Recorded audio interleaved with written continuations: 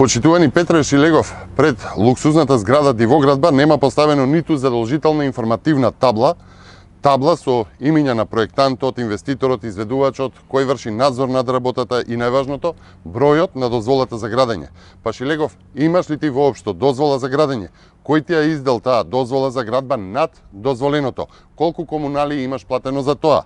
Тече рокот Шилегов да го покаже јавно документот од општина Карпош, дозволата согласно која што тој излегува од висината која што е норматив за овој урбанистички реон.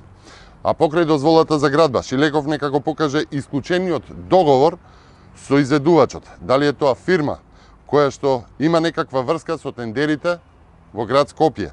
Дали е тоа фирма блиска до јавните предпријатија на град Скопје? Има ли Шилегов некаква уплатница, уплата, финансиска трансакција кон таа фирма?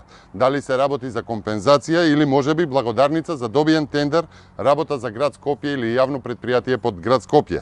Почитувани, десетина дена за семената зграда на Шилегов збори и се скандализира сета јавност, само инспекцијските служби ниту од урбанизам на Карпош, ниту Државниот инспекторат за урбанизам никаде ги нема.